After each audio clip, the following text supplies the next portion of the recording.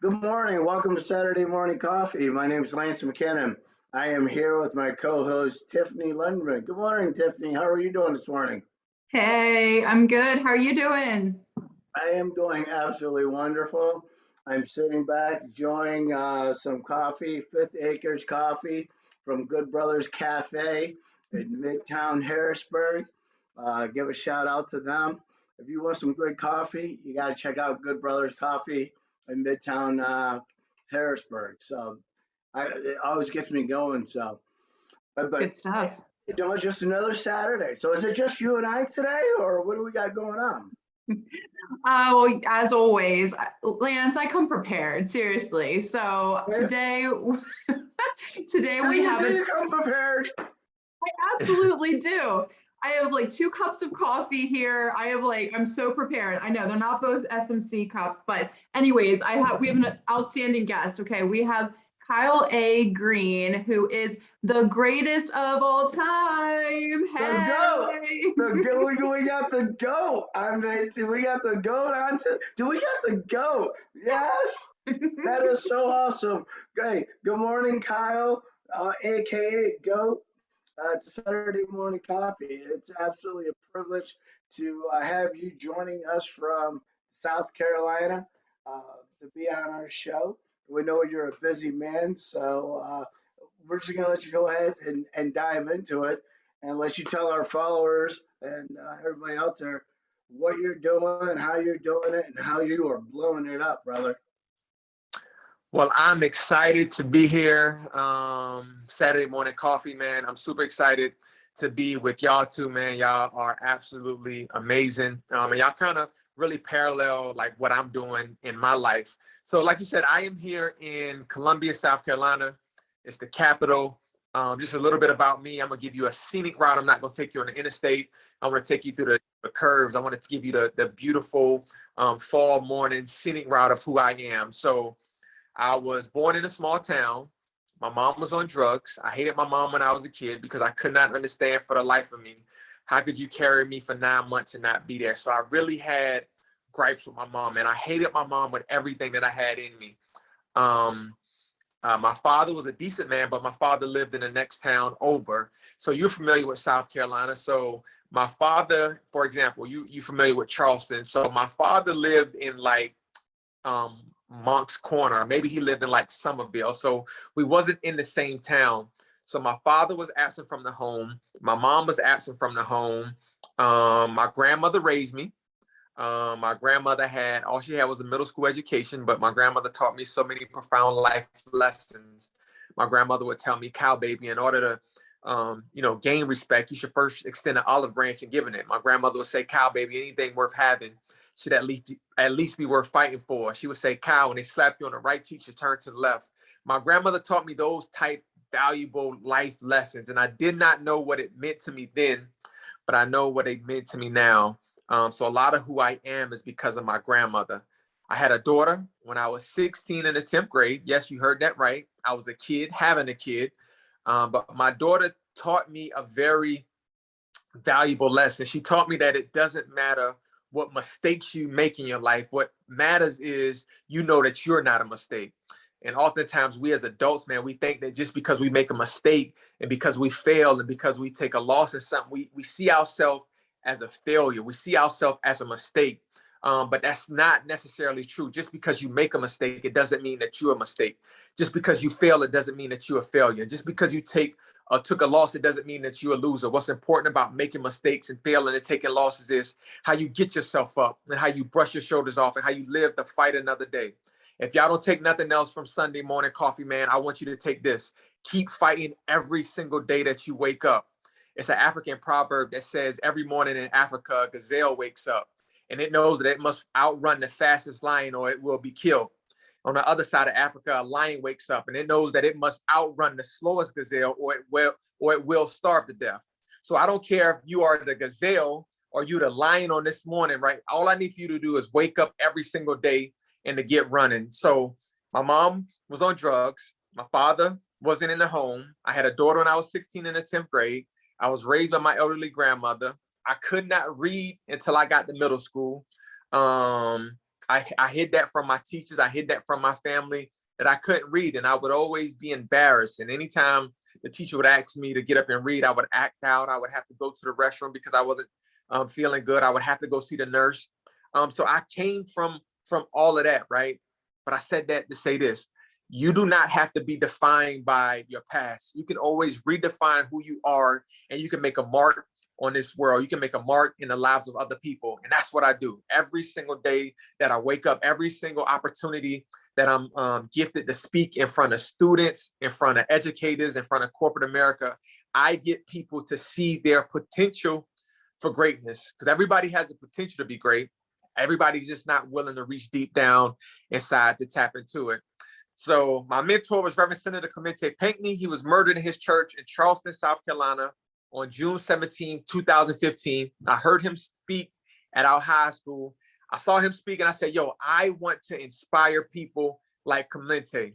So when he was murdered, a part of me died too, because he saw something in me that I did not see within myself. He saw who I could become, and he never stopped pouring into me. So as a result, I always pour back into the lives of others. So I said I was going to take y'all on a scenic route. That was a scenic route on who I was. Let me land this plane and let me turn it back to the hands of these amazing hosts, and we can just jump right into a conversation. So when you said your mentor was murdered, was that at Emmanuel?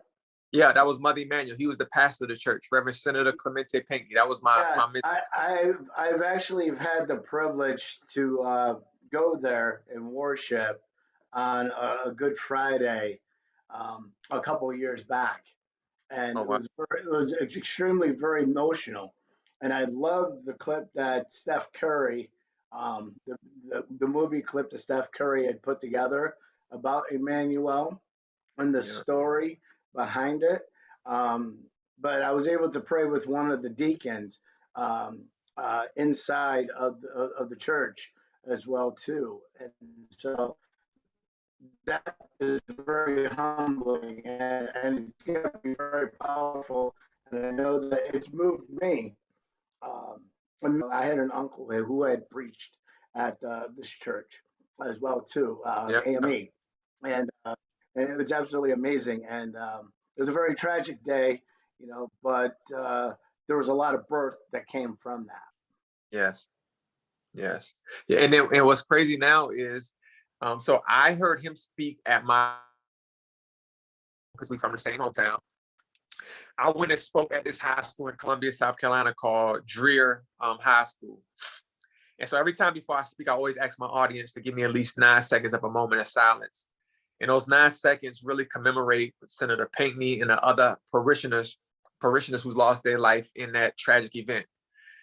And so after I got finished speaking, and I saw somebody get up and walk out, right? And they kind of ran out and they had their hands in their face. Because when I'm speaking, I can pan the crowd. So after I got finished speaking, I had somebody inbox me on Instagram, and she said, hey, my name is Elena. She said, you don't know me, but my father was Reverend Senator Clemente Pinckney. She said, your speech was so moving. I've never heard anybody speak so well of my dad. She said, and I understood that he was your mentor. I said, yes, he was. And, well, would you mentor me? So life came back full in the story. For me, now I mentor his oldest daughter. Like, life is so amazing, man. I have an opportunity to now mentor the man who mentored me, who saw something in me. Now I see that same potential in his daughter life, and I kind of help pour into her as he poured into me. So I'm super excited to now serve as her mentor, kind of like what her dad did to me. The reason you went into, oh, sorry, Lance. I was just going to say, the reason, do you know the moment that you decided this is what you wanted to do? Or do you think it was just life events that you'd gone through and your wonderful mentor that you had that brought you to this? Yeah, so it was really like a culmination of events, right? Like, everything really had a compound effect. I can remember crying, and I would always ask God, like, God, man, why do I have to, like, why is my mom not here? Like God, you can't be real, because if so, man, my mom would be here, my dad would be here. I have friends who have their mothers and fathers, and my mom and my dad are not here, and I got to wear clothes with my cousins. I gotta do things like that. My grandmother's on a fixed income. Like why do I have to go through all of this? And it never made sense until I decided that I wanted to become a motivational speaker. And I spoke at the first school, and I had kids come up to me crying, and they said, "Yo, Mr. Kyle, man, if you made it, I can make it. Like my life, like I see my life through what you went through." And so I give kids hope. I'm the voice of the next generation. Like I did not understand why I had to go through all of that then, but it makes perfect sense to why I had to go through it now. Like I just got back from Passaic County Institute up in Wayne, New Jersey. And I had 6 speaking sessions, and it was 4,200 students at that school. So a school of 4,200 students, I was able to connect to, I don't know if I was able to connect to every single student, right? But the response and the messages of, man, somebody finally sees me, or like you gave me hope. Like I got a purpose in my life now. Like you made me realize that my life has purpose. It's kind of like a pastor, right? Like a pastor can preach one sermon and it can impact everybody in that church.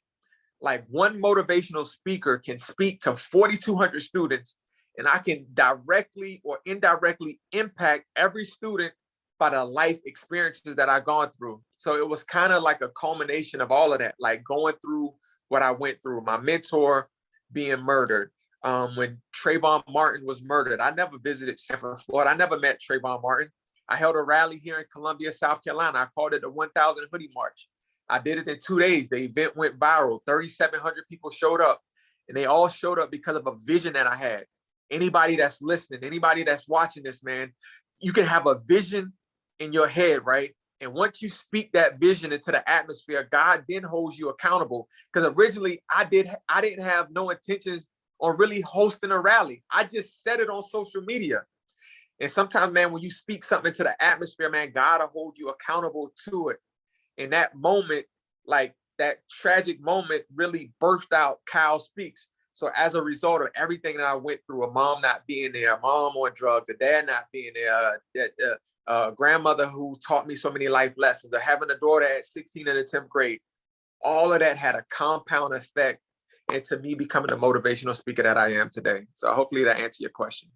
And you are a phenomenal motivational speaker. I mean, your following is absolutely huge. Yeah. But and one thing I always say, it's not where you start, it's where you finish. You know, I always go back to, I relate to, I'm going to say it, Mustang Nation, Penn Yan, New York. It took a village to get me Yeah. out, you know, and my roots are always and will be in Penn Yan, New York, Mustang Nation. You're not a product of your society. If you want to get out, you can get out. But iron sharpens iron. You got to believe in yourself, and you got to make that stride and try to attach yourself to somebody. You know, and I'm thankful for all the people that attached to me, that I attached to them. But you have to be willing to listen. You Right. know, and so as a mentor, you know, you can uh, try to talk to somebody and lead them, but they got to be willing to want it. You're right. Absolutely right. And anybody that's listening, anybody that's watching, you said something that's really important. The people that you're attached to and the people that are attached to you. So until you find your purpose in life, until you find out like why God created you, because understand, like you're not just here by happenstance. You happen to be here for a reason. It was something that has to be accomplished here on earth, and it'll never get accomplished until you figure out your purpose. And the people that's connected to your life will never figure out their purpose until you figure out yours. So many times, like you unlocking your purpose helps unlock, it helps to give the key to somebody else to unlock theirs. So that's why it's so critically important that you find a mentor. You find somebody that's doing what you want to do, and maybe you might not be good at it, and they might just be a little bit better than you. Maybe they've had more failures than you, so they know what not to do. So find somebody who's doing what you want to do and connect yourself to them, even if you have to shadow them, even if you have to help them, even if they might be a motivational speaker and you got to go help them set up tables or set up chairs or break down a set. Like, show that you want to show them how serious you are, so then that they can pour into you, because now they see that you have some skin like in the game. So finding a mentor, listening to somebody who's already kind of got those war wounds can really help you fast track where you're trying to go and help you get to that next level in your life. Absolutely. And so when you're speaking to these students, what are you talking about? What message are you laying to them? So it really all depends, man. I have schools reach out to me all the time. Some schools, they want me to come in and talk about bullying. They want me to come in and they want me to talk about purpose. They want me to come in and talk to their student athletes about, make sacrifices and making commitments and taking advantage of opportunities and things like that. They want me to come in and talk about leadership. They want me to come give it a graduation speech. They want me to come speak for African American History Month. Like, schools kind of tell me what they want or what they need, and then I can craft the message around it. I go speak at educator events, and I go speak about the pour into effect and why it's important for educators to pour back into the lives of students. Because oftentimes educators, they get burnt out, they get tired, especially now with COVID. Educators they stretch thin. They ask to do some things that we've never asked our teachers and our educators to do. So sometimes principals and superintendents to bring me to come pour back into their staff, and then I motivate and encourage and challenge them. Like, I call it pour into effect, and why it's so important that you pour back into the lives of students. And I show them I am the byproduct of what you're pouring into looks like.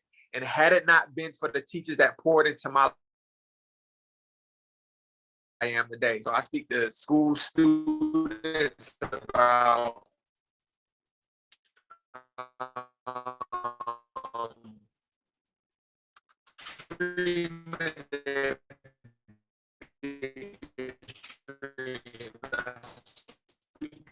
educators about pouring back into their lives. That's a $2 billion company team. I'm like, yo, what the heck? Y'all create like the lip balms and the lotion and stuff. But I spoke to them on growth mindset and why having a growth mindset versus a fixed mindset, because it kind of ties around my book, The Mentality Changer, a journey to help change how you want. Start about you. Like, you can't think of the next invention. You can't think of the next, perfect lip balm or the perfect lotion until you go from a fixed mindset to a growth mindset. So like, I go in and speak on really what people like need, what needs need to be met within their organization, within their school. I talk about culture. So it's just a whole bunch of things that I can kind of talk around. And I want to retract back because you said you didn't learn how to read until middle school, and Yeah. so you faked it till you made it. Yeah. Well, no, I faked it until somebody found out and they told my dad. And then and if he's from Monk's Corners, I know where Monk's Corners is. Yeah, I can yeah. understand. I can understand where you learned real quick. Yeah, so my dad went in the home, but my dad was a good man. So once my dad found out that I couldn't read, my grandmother on my dad's side, his mom, she was an educator. She taught special education, and my grandfather was a principal. So I come from a family of educators. So one summer, like, my grandmother set me at the desk, and I'm sorry. So my grandmother set me at a desk, and she made me read the encyclopedia, like, all volumes. So I had to, like, she taught me how to break down the prefix, the suffix of the word. She taught me how to put words together. She taught me how to break words down. Like, my grandmother in one summer taught me how to read. And so today, man, I'm a self-published author. My first book, The Mentality Changer, a journey to help change how you want to start about you. The daughter that I had when I was 16, she graduated last year from Columbia College. She has a degree in business administration and a minor in leadership. Her and I, we co-authored a book together. It's called #Father-Daughter Goals, how a beautiful bond between a father and his daughter was formed by a simple promise. And the simple promise was this. I said, yo, God, man, if you like not have my family turn their backs on me, if my friends still look at me the same, if my teachers still pour into me, I said, I'll be the greatest dad that I could possibly ever be to my daughter and to any other kids that I have. So me and her wrote a book together. So, God has really like blessed me, man. Like, sometimes you never know what you have to go through to help people, to get them to go through what they are going through.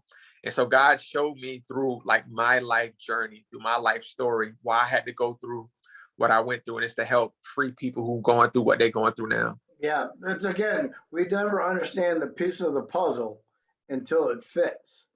Right. And when that, because it's like, why am I going through this? Why am I having this heartache? Why am I struggling? You know, and then when that piece of the puzzle fits, you go, oh, now it makes sense. You know, and I always say that the road to the top of the mountain is not the same for everybody. Right. It's windy, it's curvy, it's up, downs, a lot of downs, but there's a lot of ups, but you can never be discouraged. And you always say, if the good Lord wakes me up today, I got to get out there and hustle That's and be the best version that I can be. Even when I'm tired, I got to motivate myself because you never know who's watching you, and who you're influencing. And that's, inside the house, outside the house, social media, whatever it may be. You never know who's watching you. You never know yep. whose life you're changing. But I always said that God sends somebody across the river first so you can reach back and bring others with you.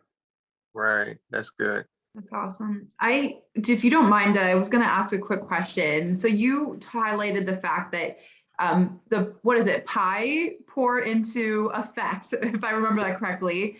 And I'm curious for yourself. It sounds like you go into these events like the teachers and you're motivating them and pouring into them.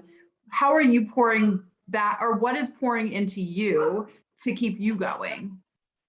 That's a really good question. Nobody's ever asking that, because oftentimes the motivator needs to be motivated. The one who inspires needs to be inspired. And so I have like my kids, man. You heard me talk about my daughter. I'm beyond proud of her. She wants to become an actress. She has a massive following on TikTok. There's like 100,000 followers on TikTok. I'm like, girl, you got like a major city following you. A major I'd say. Yeah. Like my son, he is one of the top basketball players in the country for the class of 2024. So my kids, man, they like keep me so inspired. They keep me so motivated. I love being a dad. You see the shirt I got on? It said fatherhood been essential. I absolutely love being a dad. And just knowing my kids are out here like striving after their dreams, after their goals, after their aspirations, like that really like motivates me and keeps me like going. Because if I'm striving, they go, because I always tell them, I was like, and my daughter told me today, I said something, she's like, Dad, you always told me to be better than you. So like my kids know to be better. So if I'm steady raising the bar, they steady like coming up under me. So like that really just that keeps me like grounded. My kids, they keep me inspired. They keep me waking up every day, knowing that if I can do something to make a difference in somebody else's life, then my kids can one day be proud of the man that I am. Because one day, like I'm no longer going to be here, and hopefully my legacy that I've left would keep them like trying to strive to keep that alive. So that's really what motivates me, man. I everybody have like affirmations, and I read stuff and I follow things on Instagram that, when I read and I share it, that I kind of speak over my life. But for me, it's really just like my kids. It's a beautiful answer. I love that. Sorry, Lance. That is true, because watching the kids grow and taking on what you're doing and surpassing you, because there's no playbook for being a father to any degree. And, and they will take on, and I always say that things are learned at home. Right. What kids are doing out on the streets, what kids are doing in schools, what kids are doing, with their other friends. All that's all taught at home, and that's very important that we're laying that foundation for them. And it's hard, and it's not Oh easy. yeah. Because there are days when you got to tuck around the corner and put your head down and say, uh, Lord, give me the strength to to lead them. Right. And when you don't have the answers or anybody else to turn to, but you got to come back around and be like, okay, this is what we need to do, and go forward. But that's why I say I always tell everybody, I tell my son, you always go to the throne before you go to the phone. Um, Mhm. and because that's a very important key. And then you have to have God in your life. And you used an acronym earlier. I always say to my son, it's joy, Jesus, others, yourself. Mm, that's good. And I said, and if you live your life by Jesus, others, and yourself, you're gonna be you will succeed in life. Yeah, that's With good. that, right, Tiff? Oh, absolutely. Yes. I mean, 100%. So I just love, I mean, as you are, you're pouring into your children and they're pouring back into you, it sounds. And so ultimately that is your motivation that keeps you going. And I think, and I love the fact that I feel like your story and hearing about what you went through as a child has really escalated you and what you're doing and ensuring, I think, with your children and the kids of the world. I think that you are a father to all of them in a sense, right? Obviously they have their own families, but at the end of the day, you are helping to motivate them and inspire them that there is that path forward. So I love that. And I love, Lance, like you said, about making sure that at home we are fostering those environments for our kids to be successful. And yeah, it's absolutely beautiful. And I also want to add in too, one of the things, Kyle, that I feel very passionate about what you're doing, and when I'm speaking in front of kids and so forth like that, you never know what a child is going through Oh at yeah. at home, and it only takes one person to ignite that flame inside of them. They may not every kid is getting necessarily everything they need at home. Unfortunately, I'd like to sit here and say they are, but realistically, they're not. Not every child, but it only takes one person to just spark something in an individual and then let it escalate and just take off from there. And you're going throughout all of the United States, and brother, you probably can't even imagine the lives you've touched. Oh You know, yeah. you can't even put a number on it. Yeah, because like I speak to, and I don't know how many high schools, middle schools, colleges, nonprofit organizations, like I don't know how many like of those I've spoken at, right? But this is my thing. If I took a rock and I threw it into my pond and it had the ripple effect, right? And you threw a rock into your pond and it had a ripple effect. If all of the people whose lives I've touched and impact just threw a rock in their ponds, my ripple effect can almost cause a tsunami. I truly believe that. That's very powerful. Absolutely. That's very powerful. That's extremely powerful, and God has definitely gifted you and blessed you, and has given you such an amazing talent. And I've never met somebody who has humbled as you. Um, that you are the goat, but you know that God has blessed you in so many ways to touch these lives, and we all have that gift in us. It's just Yeah. like you mentioned earlier. It takes until that moment in life to when it really sets in. You might have a seed uh, when it was planted, and I'm gonna circle back around to the the the clip of Emmanuel, and when he was first spoken to, and God had spoken to him about being a bishop and so forth, but he's like, no, not you got the wrong person. That's Right. not me. No, that's not me. But Right. but God puts that peace into you, but you have to go through those trials and tribulations, and then it'll all come together. We can deny it as long as we want, but and His plan is the best plan. Right. Right.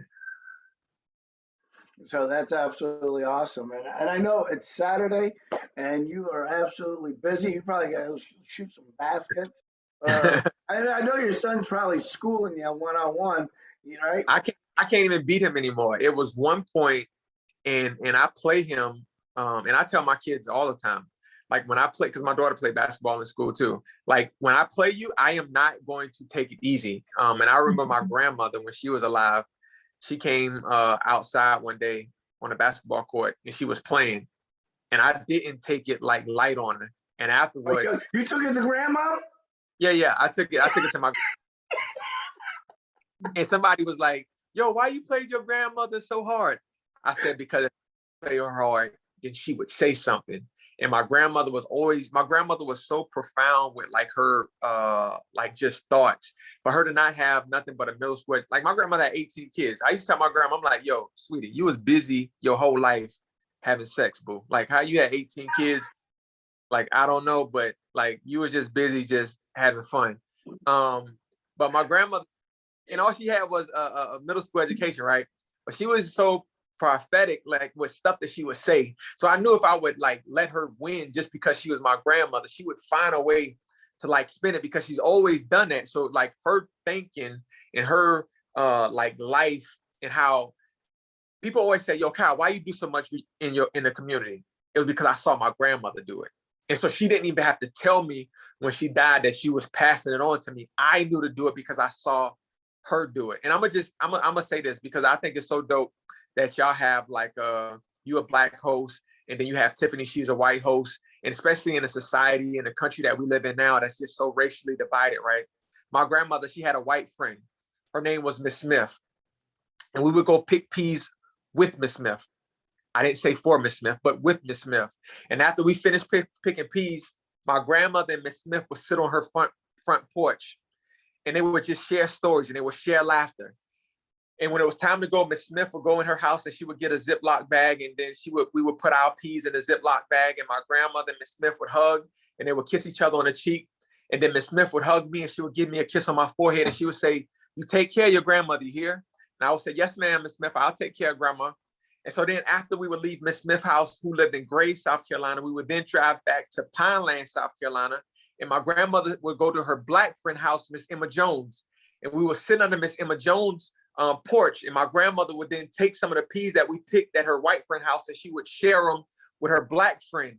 But something really ironic and iconic happened because the same jokes that my grandmother shared with her white friend, she would then share with her black friend. So my grandmother explicitly and implicitly showed me that you don't look at somebody by the color of their skin. You look at them at the content of their character. You look at them for what they have in their heart. So my grandmother, she taught me a powerful lesson about racism in America. You don't look at people just for the color of their skin, Kyle. You look at them for what they have in their heart. And my grandmother really taught me that. So it's so dope that you're black, Lance, and Tiffany, you're white, and y'all live in the North, and I'm here in the South. In a life lesson. You remember I told you, man, my grandmother was so like prophetic, man. Like my grandmother taught me so many things. So when I go into a white school or when I go into a black school, I share that same message of Miss Smith and Miss Jones to show kids. I don't care what society says. I don't care what our national politics might be saying right now. Like you don't look at somebody and you judge them just by the color of their skin, man. You look at them for what they have in their heart. You look at them for how they treat you, and you base your assessment on that person by how they treat you. I don't know what really made me say that. I don't know why I said it, but hopefully that really just spoke to somebody that's listening, because in a world that's full with so much hate, we have to be the ones that spread love. Boom, I just dropped the fake mic. Yeah, I don't know if we got one right here, but that message was for somebody. And you couldn't even, I can't even come behind that because that is so true, and not just only color, but what people have done in their past does not define who they are in the future. Yes. And then that's it. And that's the only way I'd want to piggyback on that powerful message right there. I mean, I look forward. I know it's Saturday. I want to let you go. because now you just gave me something more to think about. And I know that you're extremely busy, but thank you for taking the time to share your story with our listeners and our followers. And God bless you.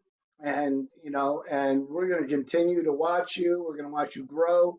And I know this message is going to hit a lot of people because a lot of people were sitting back thinking, that was me.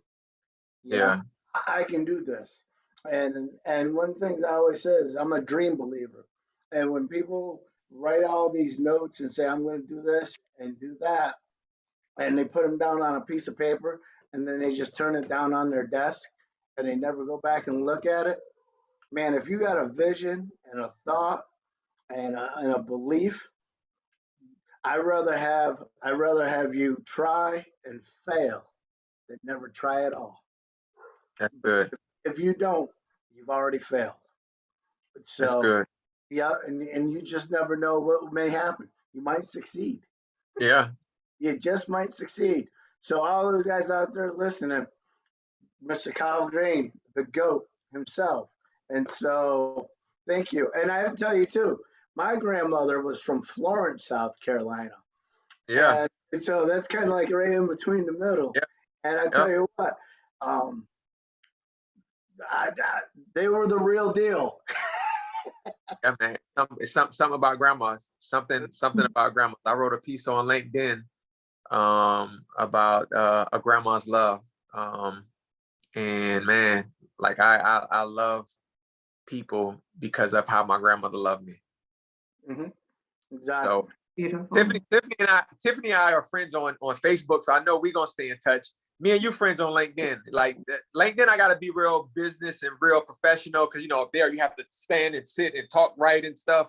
On Facebook, I let my hair down, even though I have no hair. But yeah, I know. I'm the same way. Yeah, I'm the same. Well, I do got the beard going for. I am growing the beard out for No Shave November prostate awareness. So I'm letting it grow out. But I'll connect with you on Facebook, and we have your link to your book. And man, it's truly been a blessing. You have actually enriched my life.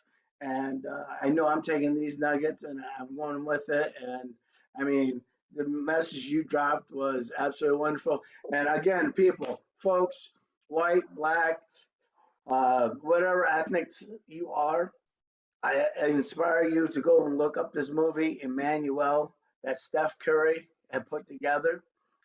It's moving, it's touching, and it shows about God's love and grace and forgiveness. And you will walk out of there never the same. It will change you. I don't care, the hardest of hearts, that will change you. And the fact that you were there and I was there as well too. I know some of the nurses that work front line on some of those individuals. My best friend Matthew Bartlett, his wife was one of the nurses on the scene. Um, and but folks, go check it out. And thank you. Enjoy the rest of your Saturday. And like I said, Syracuse is always an option for your son. Just let him know. I got to get that in for upstate New York because we need some talent. Bayheim needs to recruit him. I'll have to phone a friend. Right. Yeah, we can't have him going to Georgetown and they're like looping us up. Right. Well, I'm just going to add really quickly that I'm so excited that Kyle, now you're a part of the SMC family. So cheers to you. Have a wonderful Saturday. Yes, and I will connect with you and we'll go from there. But thank you very much. Oh, one last thing.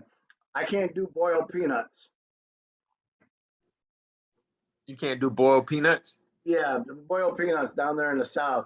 I love them. I got some in my refrigerator right now. I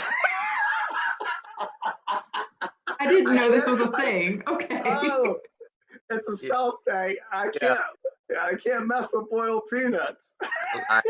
I absolutely love it. I see somebody posted on the side of the road, man. I stop and get me some. I had to get that in there. That's a. Don't worry about it. I'll you come down, I'll get you some too. Yeah, Tiff. Yes, I'm sure. But I got some great artwork. I got some nice sawgrass baskets and Yep. everything like that. So when I'm down there, I always make sure I stop down there and get me a nice basket off the side of the road. Yeah. From the ladies and stuff, and then I put on like 30 pounds. Because when you're down there, you just eat. No. That's all you do. But we don't want to keep you any longer. But God bless you, brother, man. Keep making a difference in the world today and changing lives. And man, I'm just going to sit back and we're going to sit back and enjoy your journey. And to all our followers, follow Kyle Greene on LinkedIn, Facebook, Instagram. This guy is blowing it up. And I'm telling you, and all you educators out there, you want them to come to your school, get a hold of him because he will blow it up for you and keep changing lives. Thank you so much, man. Appreciate you, Lance. Appreciate you, Tiffany. And to your SMC listeners, viewers, hey, one man, one woman can change the world. Go be that one. Yes. Amen. Amen. Thank you.